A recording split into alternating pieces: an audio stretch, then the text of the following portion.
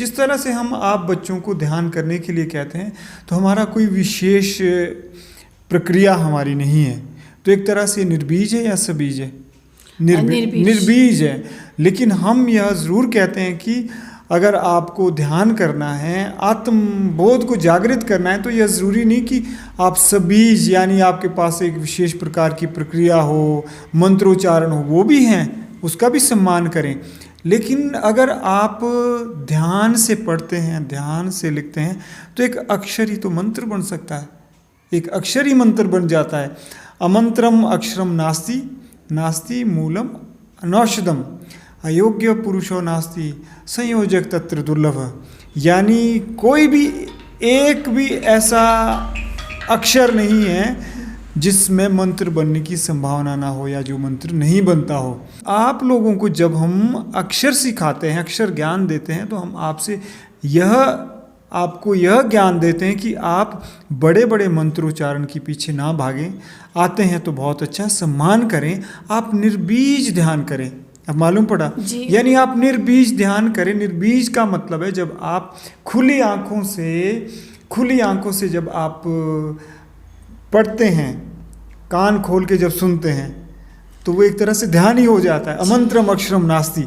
तो आपको निर्बीज ही ध्यान करना चाहिए। मैं ये नहीं कहता हूँ निर्बीज ही ध्यान करना, सबीज कीजिए। लेकिन जो हम यहाँ सिखाते हैं, एक तरह से हम इसका मतलब ये नहीं कि हम आपको सबीज ध्यान नहीं सिखा सकते। बड़ों की कृपा से, गुरुजनों की कृपा से, या कह लीजिए उस परम तत्व की कृपा से हमें थोड़ा बहुत सबीज ध्यान का भी थोड़ा बहुत ज्ञान है, सबीज सिखा सकते। लेकिन हम आपको निर्बीज ध्यान की ओर ले जाते हैं। हम कहते हैं कि अगर आप तन्मयता से पढ़ लेते हैं, तन्मयता से लिख लेते हैं, तन्मयता से संप्रेषण कुशलता का अभ्यास करते हैं, जिससे आपकी संप्रेषण कला बन जाए, तो क्या होगा?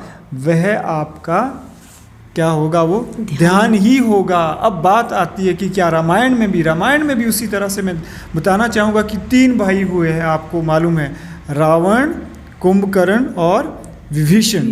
तो देखिए वो तीनों भाई ध्यान करते हैं। जिस प्रकार से हम हमेशा पर्सनैलिटी डेवलपमेंट में कहते हैं कि यह हमारा शरीर, हमारा जो एक व्यक्तित्व है या पूरी सृष्टि है, ये त्रिगुणात्मक है, रजो, तमो और सतो गुणों से बनी है। तो उसी तरह से ध्यान को भी हमारे पूर्वजों ने, मनीषियों ने या हमारे ऋषि मुनियों ने, क्यों ध्यान को मैंने भी इस तरह से महसूस किया है कि वाकई जब हम ध्यान करते हैं तो उसमें भी ध्यान भी 3 प्रकार का बन जाता है। जिस प्रकार से रावण का ध्यान क्या बन जाता है? रजो प्रधान बन जाता है। रजो प्रधान जब ध्यान बनता है तो उसमें अहंकार का विकार आना स्वाभाविक है। आप जानते हैं रावण, तो रावण का ध्यान रजो प्रधान था। कुंभकर्ण का ध्यान तमो प्रधान था, वो आलसी बन जाता है, खूब खाता है और सो जाता है। विभीषण का ध्यान क्या बन जाता है? सतो प्रधान बन जाता है। वो क्या करते हैं? किसकी शरण में जाते हैं? वे श्री राम की शरण में जाते हैं और सत्कार्य करते हैं, यानी सात्विक प्रवृत्ति होती है।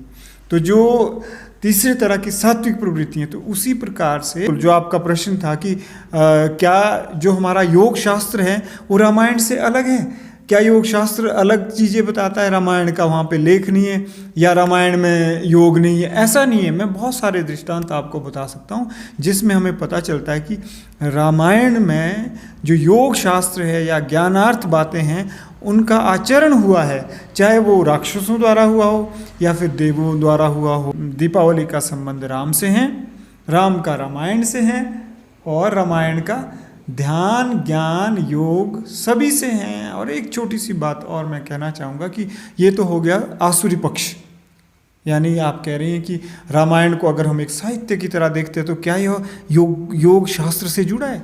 हाँ, बिल्कुल जुड़ा है। किस तरह से? एक आसुरी पक्ष से जुड़ा है, दूसरा देवत्व पक्ष से जुड़ा है, दैविक पक्ष से जुड़ा है। वो देवत्व किस तरह से है? मुझे एक चीज़ याद आ रही है, जिस तरह से राम लक्ष्मण को कहते कि लक्ष्मण, योगाभ्यास करना बहुत कठिन नहीं है। योग से आप बहुत उच्च लक्ष्य को प्राप्त कर सकते हैं, भौतिक लक्ष्य को प्राप्त कर सकते हैं, लेकिन उससे कठिन है अपने धर्म का पालन करना। योग सिद्धियां प्राप्त करना कठिन नहीं है, कठिन क्या है, अपनी मर्यादा का, अपने कर्तव्य का, अपने धर्म का पालन करना कठिन है। और भी बहुत सारी चीज़ें बताई जा सकती हैं जो प्रदर्शित, जो बताती हैं, जो प्रमाणित करती हैं कि ये सारे सद साहित्य, सारे ग्रंथ आपस में जुड़े हैं। हम इनको अलग थलग नहीं कर सकते कि योग शास्त्र कुछ और हैं, रामायण कुछ और हैं। तो इन्हीं शब्दों के साथ हम यही कहना चाहते हैं आज आप सभी विद्यार्थियों के लिए कि आप बहुत ज़्यादा योगाभ्यास के गहराई में, गहनता में ना पड़ें, सहज रहें, इतना काम करें कि जो आपकी संप्रेषण कुशलता है, थोड़ा पढ़ें, थोड़ा सुने, थोड़ा बोलें, और जब आपकी संप्रेषण कुशलता और बढ़ने लगेगी तो एक दिन कला बनेगी, और जब आपकी कला बनेगी तो कला से आपको समत्व योग उच्यते, कि यानी जो समत्व जब आप में आ जाएगा, किस में आ जाए, संप्रेषण कला और कुशलता में जब आपका समत्व हो जाएगा तो आपके भीतर क्या हो जाएगा, संप्रेषण कला का प्रादुर्भाव उद्भव हो जाएगा और आप एक अच्छे वक्ता बन जाएंगे। तो क्या आपका प्रश्न उत्तर मिल गया? सर आपने बहुत ही इलेबोरेट करके बताया। शायद यह पूरी तरह से जड़ से इसका आंसर मिल चुका है। कई बार क्या होता है, हम प्रश्न पूछते हैं तो हम प्रश्न सिर्फ पूछने के लिए पूछते हैं, परंतु जो आपने आंसर दिया, आपने प्रश्न के भीतर जो गहराई थी, उसकी जहाँ से शुरुआत हुई थी प्रश्न का, वहाँ से लेकर आपने उसका अर्थ देना शुरू किया। जी बिल्कुल, यह प्रश्न सिर्फ आपका ही नहीं, बहुत सारे मुझसे पूछते हैं, और पूछते ही नहीं, जिस प्रकार से हमारी सनातन संस्कृति की अनेक धाराएं बनती जा रही हैं और वो इतनी उनमें जड़ता आती जा रही है कि वो एक धारा दूसरी धारा से समन्वय स्थापित नहीं कर पा रही हैं। तो मेरा तो ये प्रयास रहता है कि किसी तरह से समन्वय हो, और जब समन्वय होगा तभी हम देश को स्वच्छ और स्वस्थ बना सकते हैं, क्योंकि स्वच्छता एक संस्था के करने का कार्य नहीं है। सामाजिक उत्थान सबको मिलजुल कर करना होगा, और देखने को यह मिलता है कि भक्ति धारा में है वो भक्ति धारा में ही जड़त्व हो जाते हैं, और जो ज्ञान धारा में वो ज्ञान धारा में, जो योग शास्त्र हैं वो योग की बातें करते हैं, और जो वेदों में वो वेदों की बातें करते हैं, जबकि सब आपस में सारी धाराओं का जो एक आधार है वो एक ही है। जैसा कि मैंने आपसे कहा कि रामायण का अगर सदग्रंथ आप पढ़ें तो आपको हर पन्ने पर, हर कांड में, बालकांड हो चाहे उत्तरकांड हो, सब में आपको सामंजस्य के जो तत्व है वो मिल जाएंगे और समन्वय के तत्व मिल जाएंगे, और आपको थोड़ा सा अध्ययन करना होगा। फिलहाल तो मैं आप सभी विद्यार्थियों को ये कहता हूँ कि आप बहुत गहराई में ना जाएं, सहज रहें, साधो सहज समाधि भली, जैसे कबीर कहते हैं, और सहजता से अपनी कुशलता पर कार्य करें। हर रोज़ अंग्रेज़ी और हिंदी जो भी भाषा आप सीख रहे हो उसका एक पेज पढ़े, एक पन्ना पढ़े, और लिखना भी साथियों ना भूले, क्योंकि लिखना आपका असली परीक्षा होती है संप्रेषण कला की। जब आप लेख लिखते हैं तो कितना चुनौतीपूर्ण कार्य होता है संप्रेषण कला का। ज़रूर लिखें भी, सुने भी और पढ़े भी, और एक तरह से अभिव्यक्ति जीवन को अभिव्यक्त करना सीखें। जब हम अभिव्यक्त करते हैं तो मुक्त होते हैं, यानी अभिव्यक्ति ही मुक्ति की ओर ले जाती है।